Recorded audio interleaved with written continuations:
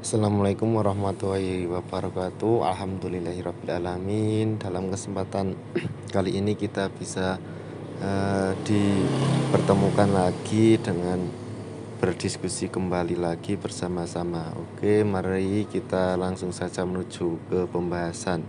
Saya di sini akan membahas tentang peralatan media baru dalam proses komunikasi. Peralatan baru dalam komunikasi itu ada 3. Yang pertama ada GPRS, terus ada CDMA, terus ada Voice over Internet Protocol. GPRS yaitu General Practice Radio Server. GPRS adalah suatu teknologi yang memungkinkan pengiriman dan menerima data lebih cepat dibandingkan dengan penggunaan teknologi CSD. Komponen GPRS yaitu ada 3, 1 GGSN, terus SGSN dan PCU. GGSN yaitu penghubung jaringan GPRS ke jaringan internet, sedangkan SGSN yaitu penghubung jaringan BSS atau BTS ke jaringan GPRS. Sedangkan PCU yaitu komponen di level BSS yang menghubungkan terminal ke jaringan GPRS. Cara kerja GPRS yaitu menggunakan sistem komunikasi paket switch sebagai cara untuk mentransmisikan data. Paket switch adalah sebuah sistem di mana data yang akan ditransmisikan dibagi menjadi bagian-bagian kecil, di luar ditransmisikan dan diubah kembali menjadi data semula. Sistem ini dapat mentransmisikan ribuan bahkan jutaan paket per detik. Transmisi dilakukan melalui PLMN dengan menggunakan IP seperti 080634644 sekian. Kemudian pengembangan GPRS. Pengembangan GPRS itu ada beberapa generasi. Di antaranya ada generasi 2,75G, 3G, 3,5G, dan 4G. Generasi 2,75G dikenal sebagai EDGE. Sedangkan yang 3G dibagi menjadi 2, yaitu GSM dan CDMA. Terus yang 3,5G merupakan pengembangan dari 3G tersebut yang memungkinkan pengiriman data lebih cepat dengan perbandingan yang 3G itu maksimal transmisi 384 kbps, sedangkan yang 3,5G mencapai 3,6 Mbps. Ada pula yang generasi 4G. Belakangan ini industri nirkabel mulai mengembangkan teknologi 4G, meskipun sebenarnya teknologi 4G ini seperti long term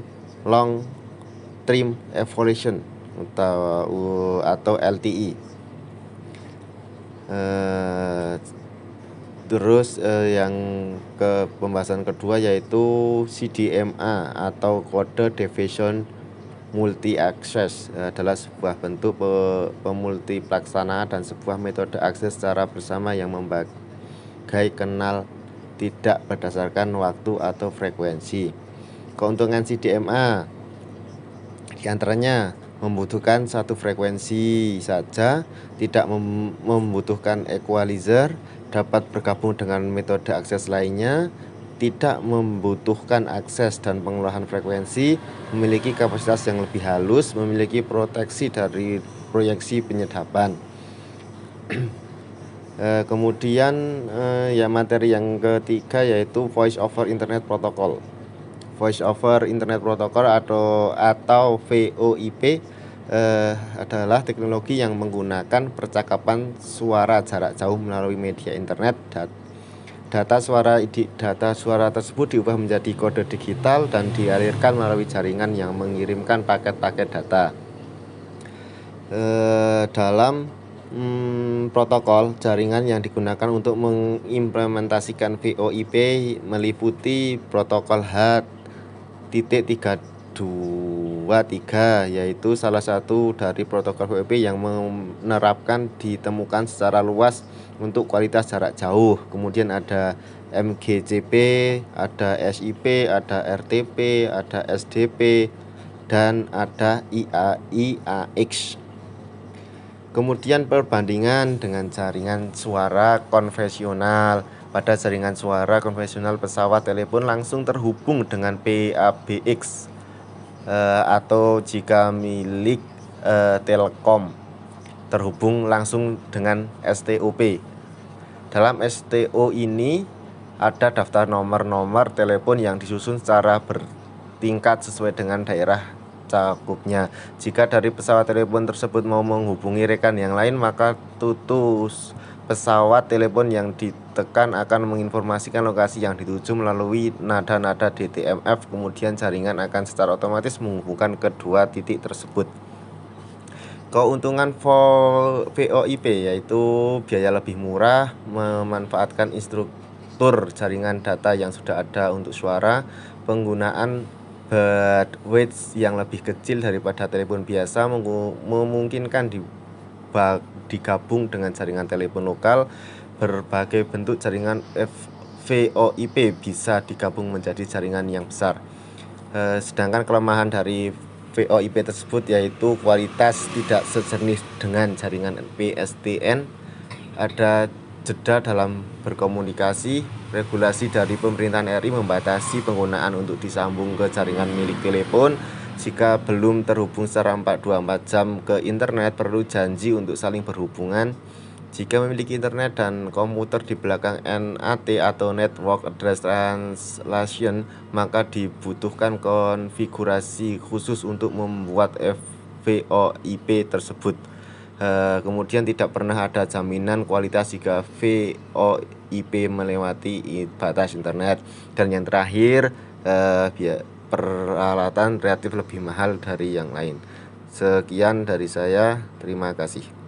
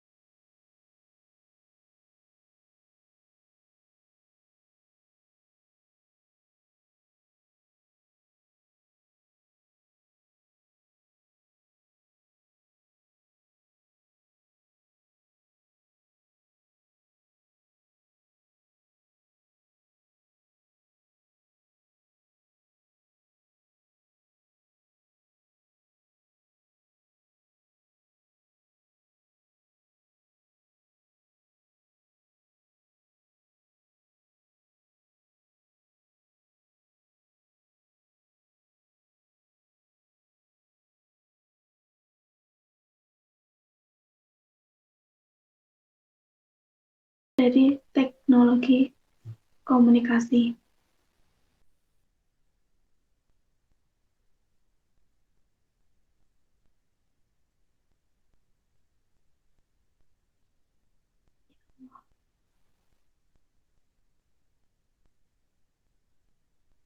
Nah, teman-teman, di sini teknologi komunikasi, kita lihat dulu dari definisi komunikasi, yaitu merupakan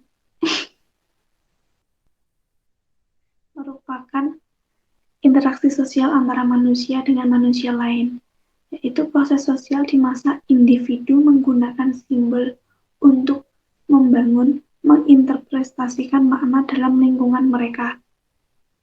Kini, komunikasi semakin berkembang dengan banyak munculnya teknologi modern untuk mendukung kegiatan komunikasi. Di zaman sekarang, sebagian besar masyarakat telah menggunakan handphone, internet, sosial media untuk membantu berjalannya sebuah komunikasi. Nah, perkembangan teknologi informasi saat ini itu tentu berawal dari kemajuan di bidang komputerisasi. Penggunaan komputer yang awalnya untuk sekedar menulis, membuat grafik dan gambar, serta alat menyimpan data yang luar biasa telah berubah menjadi alat komunikasi dengan jaringan yang baik, jaringan lunak, dan bisa mencakup ke seluruh dunia. Jaringan tersebut bisa melalui internet. Nah, semakin berkembangnya teknologi komunikasi, semakin banyak pula dampak yang terjadi dari teknologi komunikasi itu. Nah, dampak yang pertama, di samping banyak kegunaan dan manfaatnya, banyak juga dampak negatif dari teknologi ini.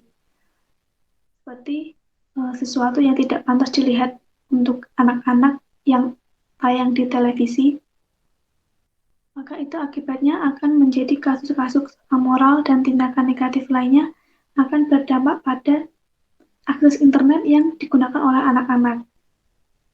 Lalu, kemajuan teknologi komunikasi tersebut bukan hanya menimpa pada anak-anak, tapi bisa saja menimpa ke lapisan masyarakat yang lain seperti remaja, dewasa, dan juga orang tua, sehingga berdampak pada perubahan yang luar biasa bagi budaya umat manusia di seluruh dunia.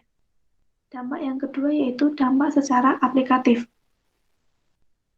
Dampak secara aplikatif, menurut penelitian Center of Innovation Policy and Government atau CIPG yang dirilis pekan lalu, saat ini laju penetrasi internet Indonesia merupakan yang tertinggi di Asia yang kini sudah mencapai 51%.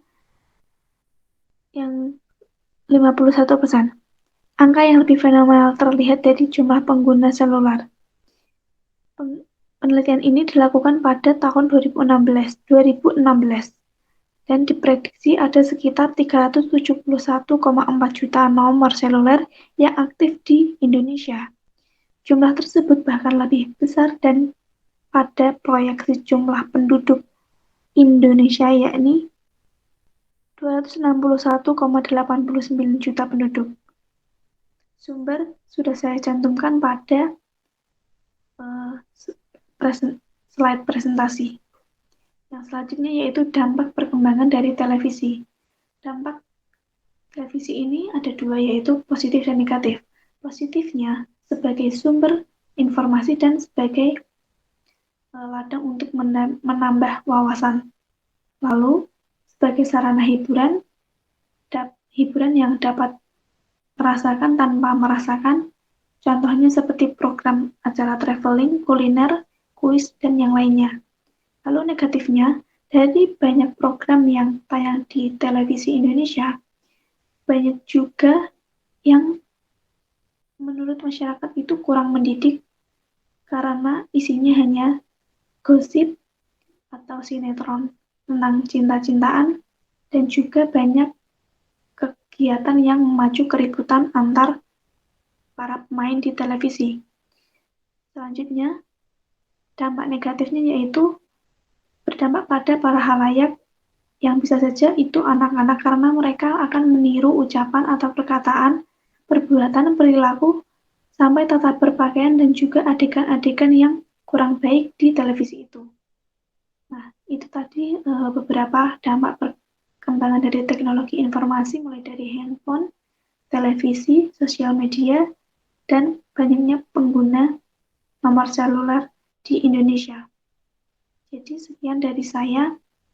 Mungkin itu dulu. Wassalamualaikum warahmatullahi wabarakatuh. Waalaikumsalam warahmatullahi wabarakatuh. Terhadap perkembangan teknologi komunikasi. Perkembangan yang terjadi dengan cepat di bidang komunikasi membuat para ahli menyebutnya sebagai revolusi komunikasi. Perubahan yang ini didorong oleh adanya berbagai penemuan di bidang teknologi sehingga apa yang dulu merupakan kendala dalam kegiatan komunikasi sekarang sudah terbuka lebar. Memang teknologi komunikasi menjadi satu kekuatan yang bisa mempengaruhi kekuatan sosial lainnya. Teknologi komunikasi memiliki keterkaitan dengan masalah sosial, ekonomi, politik, dan budaya. Tidak berlebihan kiranya bila ada orang yang mengatakan bahwa teknologi komunikasi mempengaruhi kehidupan sosial, ekonomi, politik, dan budaya. Bisa saja pemakaian teknologi komunikasi menguntungkan, misalnya meningkatkan produktivitas, memperpendek waktu dan jarak. Beberapa persoalan yang muncul misalnya jurang antara pihak yang kaya dan miskin, informasi makin besar, privasi jadi terganggu, orang jadi terpencil dari lingkungan sosial. Kemudian untuk konsekuensi terhadap perkembangan teknologi komunikasi ada konsekuensi sosial. Konsekuensi sosial teknologi komunikasi bisa dilihat pada perubahan hubungan individu dengan individu, individu dengan komunitas, individu dengan lembaga sosial atau seperti kelurahan, kecamatan, kabupaten, provinsi, dan negara. Individu dengan media massa, komunitas dengan media massa, komunitas dengan lembaga sosial. Tentu saja setelah pemakaian teknologi komunikasi, keinginan untuk berubah tersebut sesungguhnya tidak pernah direncanakan oleh seorang pemakai teknologi komunikasi, sebagaimana ditemukan oleh Hirschman. Kemudian ada 3 faktor yang dapat mempengaruhi perubahan sosial, yaitu yang pertama, tekanan kerja dalam masyarakat, yang kedua, keefektifan komunikasi, dan yang ketiga, perubahan lingkungan alam.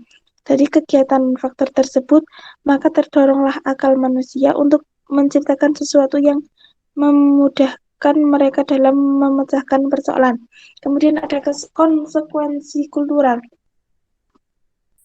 Bila kita menengok kenyataan misalnya pada perilaku orang-orang yang suka mengakses internet, ternyata mereka sadar bahwa kadang-kadang mereka berurusan dengan apa yang disebut realitas maya atau virtual reality. Realitas maya sendiri seperti ditulis Mark Slowka merujuk pada lingkungan yang menyelubungi atau menghidupkan secara sensual yang dimasuki individu dengan cara menghubungkan dirinya ke komputer. Dengan kata lain, orang-orang yang suka mengakses internet sadar bahwa komputer menciptakan ilusi untuk mereka, tetapi tidak banyak yang bisa membedakan ilusi tersebut dengan dunia nyata. Akibatnya, mereka merasa senang menghadapinya. Bisa saja tawaran yang diajukan dunia semu itu sejalan dengan kebutuhan individu yang mengakses internet.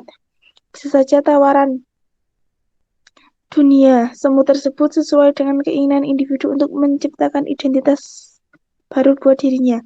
Yang jelas, jaringan internet telah menawarkan bentuk komunitas baru, yaitu komunitas maya atau virtual community. Nah, dalam konteks komunitas semu ini, paling sedikit ada 2 konsekuensi kultural pemakaian teknologi komunikasi yang menonjol. Yaitu yang pertama, perubahan sistem nilai dan norma. Yang kedua, penyerahan sebagian otoritas diri pada teknologi komunikasi. Mungkin hanya itu saja yang dapat saya sampaikan tentang konsekuensi terhadap perkembangan teknologi komunikasi. Bila ada salah dan kurangnya, saya mohon maaf. Wassalamualaikum warahmatullahi wabarakatuh. Waalaikumsalam warahmatullahi wabarakatuh.